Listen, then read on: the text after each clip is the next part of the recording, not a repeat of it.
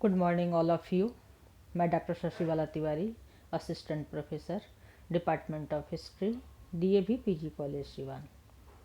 Company शासन के अधीन एडमिनिस्ट्रेटिव इंस्टीट्यूशंस की जो स्थापना की गई, जो बनाए गए, उसकी हम लोग चर्चा करेंगे। और उसमें सबसे पहले हम लोग सिविल सर्विस को देखेंगे। भारत में अंग्रेजी राज की स्थापना के बाद उसके प्रशासन की व्यवस्था की जिम्मेदारी भी कंपनी को ही उठानी पड़ी। कंपनी शासन का विकास विभिन्न गवर्नर जनरलों के समय में हुआ और इन लोगों ने ब्रिटिश साम्राज्य के हितों के अनुरूप भारतीय प्रशासन को संगठित करने का प्रयास किया। लॉर्ड क्लाइव और वॉरेन हेस्टिंग्स ने जो प्रशासनिक ढांचा तैयार किया, उसमें कॉर्नवालिस ने कुछ परिवर्तन किया। कॉर्नवालिस से लेकर लॉर्ड कैनिंग के शासनकाल तक जो व्यवस्था चलती रही, उसका निर्माण स्वयं कॉर्नवालिस ने किया। कंपनी शासन की समाप्ति के बाद भी कॉर्नवालिस द्वारा तैयार की गई प्रशासनिक व्यवस्था की कुछ विशेषताओं को बनाए रखा गया। जैसे कंपनी शासन के 3 मुख्य आधार थे: सिविल सर्विस, सेना तथा पुलिस और न्याय व्यवस्था। और इनका बाद में भी क्रमिक रूप से विकास और गठन हुआ। कंपनी शासन तथा बाद में ब्रिटिश प्रशासन का मुख्य आधार नागरिक सेवा बनी। यह सेवा अत्यंत कुशल और सक्षम थी। इसको आयरन फ्रेम के नाम से जाना गया। भारत में ब्रिटिश सत्ता को अक्षुण्ण बनाए रखने में नागरिक सेवा का महत्वपूर्ण योगदान रहा, लेकिन इस वर्ग के अधिकारियों ने जनसाधारण से अपने को ऊपर समझा।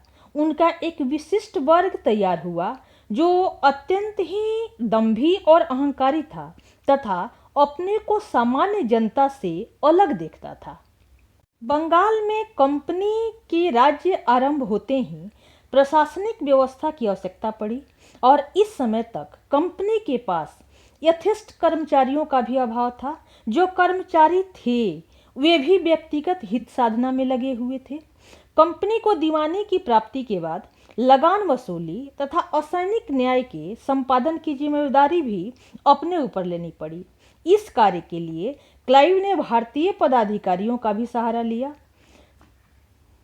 द्वैध शासन व्यवस्था के अनेक दुष्परिणाम निकले, जिनका बुरा असर कंपनी पर भी पड़ा। अतः वॉरेन हेस्टिंग्स ने भारत आते ही सबसे पहले इस द्वैध शासन व्यवस्था को समाप्त कर और प्रशासन प्रत्यक्ष रूप से कंपनी के हाथों में कर लिया।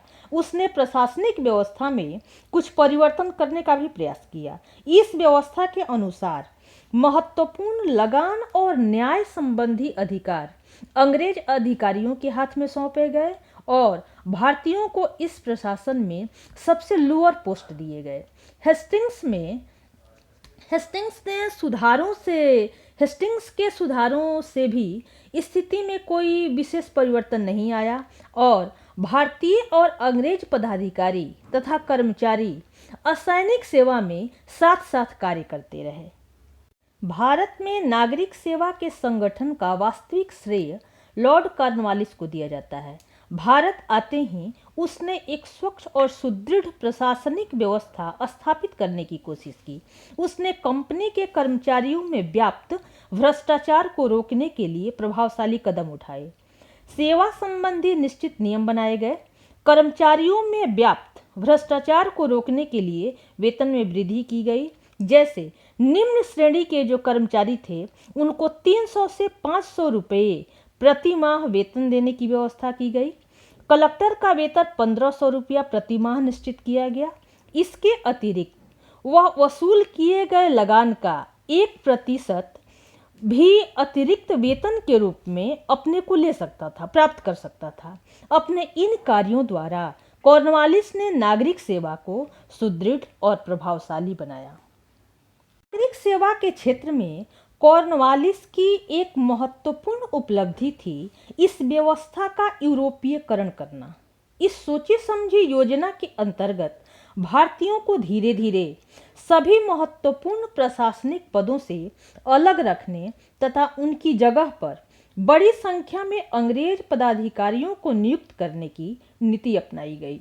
कॉर्नवालिस ने उच्च सेवाओं से भारतीयों को अलग रखने की व्यवस्था की। इस नई व्यवस्था के अनुरूप 500 पाउंड वार्षिक से अधिक वेतन वाले पदों पर भारतीयों की नियुक्ति बंद कर दी गई। भारतीयों की नियुक्ति छोटे छोटे पदों पर ही होते थे, जैसे मुंसिफ, सदर अमीन, डिप्टी कलेक्टर, रजिस्ट्रार इत्यादि पर ही उनकी बहाली हो सकती थी। इस प्रकार की व्यवस्था सेना, पुलिस और न्यायपालिका में भी अपनाई गई। कॉर्नवालिस द्वारा इस नीति को अपनाने के पीछे कुछ उद्देश्य थे। अंग्रेजों को भारतीयों की स्वामी भक्ति में पूर्ण विश्वास नहीं था और उनको ये लगता था कि जो भारतीय हैं वो ब्रिटिश आदर्शों, ब्रिटिश संस्थानों और परंपराओं पर जो आधारित प्रशासन है उसको कुशलतापूर्वक नहीं चला सकते हैं। इसको अंग्रेज ही कुशलतापूर्वक चला सकते हैं। अंग्रेज भारतीयों को नई प्रशासनिक व्यवस्था के सर्वथा अनुपयुक्त समझते थे। इस तरह की पॉलिसी के द्वारा कॉर्नवालिस ने अंग्रेज विजेताओं को प्रशासन में उच्च स्थान प्रदान कर भूतपूर्व शासक वर्ग को अपमानित करना तथा उन्हें दूसरों पर आश्रित बनाना भी चाहता था, जिससे कि उनके मस्तिष्क में स्वतंत्रता एवं आत्मसम्मान की भावना नष्ट हो जाए। इस उद्देश्य से अंग्रेज अधिकारियों को विशेष अधिकार और सुविधाएं प्रदान की गई। उनके अधिकारों और उत्तरदायित्वों को स्पष्ट कर दिया गया। इसके साथ साथ कॉर्नवालिस ने प्रशासन को स्वच्छ और सुदृढ़ बनाने का भी प्रयास किया। सिर्फ योग्य पदाधिकारियों की नियुक्ति की ही व्यवस्था की गई। कर्मचारियों के व्यक्तिगत व्यापार, भेंट, नजराना इत्यादि लेने पर पाबंदी लगा दी गई। इस प्रकार कॉर्नवालिस ने एक सुदृढ़ नागरिक सेवा की व्यवस्था की।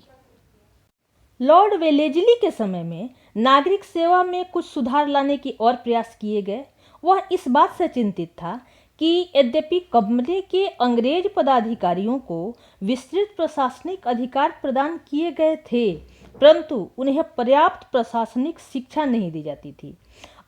जो अधिकांश अंग्रेज पदाधिकारी थे वे 18 वर्ष की उम्र के आसपास भारत में शासन करने के उद्देश्य से भेजे जाते थे। उन्हें भारतीय भाषाओं और यहाँ के तौर तरीकों की, यहाँ की सिस्टम की जानकारी नहीं रहती थी। इससे अनेक परेशानियां होती थी। इस व्यवस्था को दूर करने एवं प्रशासन को अधिक सुदृढ़ बनाने के उद्देश्य से वेलेस्ली ने कलकत्ता में फोर्ट विलियम कॉलेज की स्थापना की, जहां इंग्लैंड से भारत आने वाले नागरिक प्रशासकों को प्रशिक्षण दिया जाता था।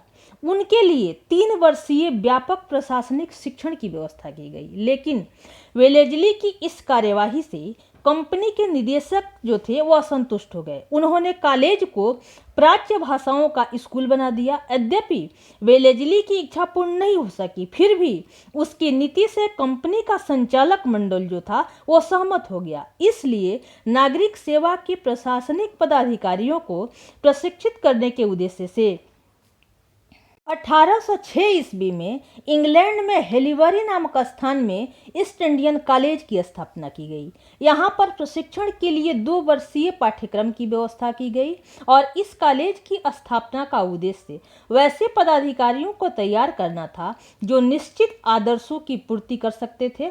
उन्हें एक निश्चित परंपरा को बनाए रखना था, एक निश्चित राजनीतिक आदर्शों, सामाजिक एवं व्यक्तिगत नियमों का पालन करना था।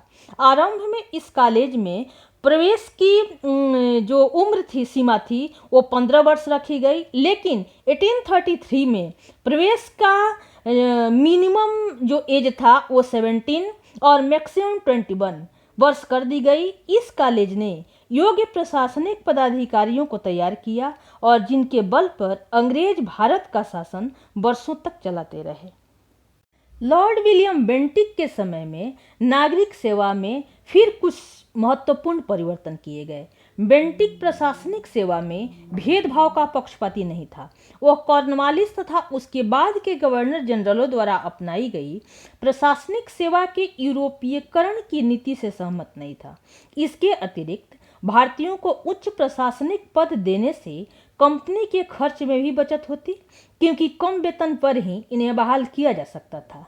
इसके साथ ही भारतीय व्यवस्था समस्याओं और परिस्थितियों को पूर्ण जानकार होने की वजह से वे अधिक सफलतापूर्वक शासन कर सकते थे।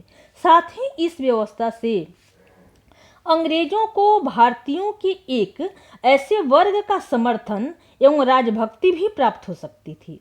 इसलिए बेंटिक ने उच्च प्रशासनिक पदों पर भारतीयों की नियुक्ति की भी व्यवस्था की।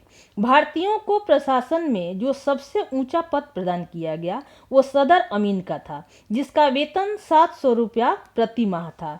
बेंटिक की इस नीति से भारतीयों को भी प्रशासनिक व्यवस्था में भाग लेने का मौका मिला। 1853 तक कंपनी के प्रशासनिक अधिकारियों की नियुक्ति कंपनी का संचालक मंडल ही करता था।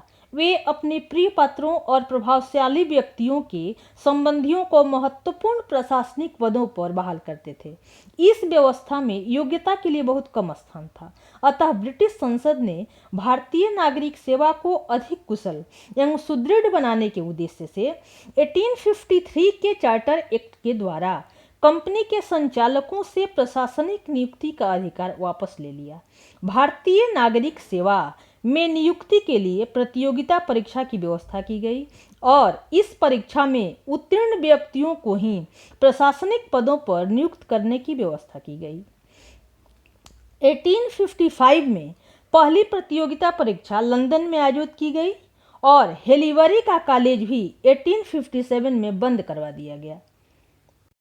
लॉर्ड क्लाइव से लेकर लॉर्ड डलहौजी के शासनकाल तक समय समय पर जो परिवर्तन नागरिक सेवा के क्षेत्र में किए गए, उनके परिणाम स्वरूप एक कुशल एवं सुदृढ़ नागरिक सेवा का संगठन हुआ, जो भारतीय ब्रिटिश साम्राज्य का मुख्य आधार स्तंभ बन गया। और इस आयरन फ्रेम ने ब्रिटिश साम्राज्य को अस्थायित्व प्रदान किया तथा भारत को एक ऐसा प्रशासन दिया जो अपनी कार्यकुशलता एवं संगठन के लिए पूरे विश्व में विख्यात है।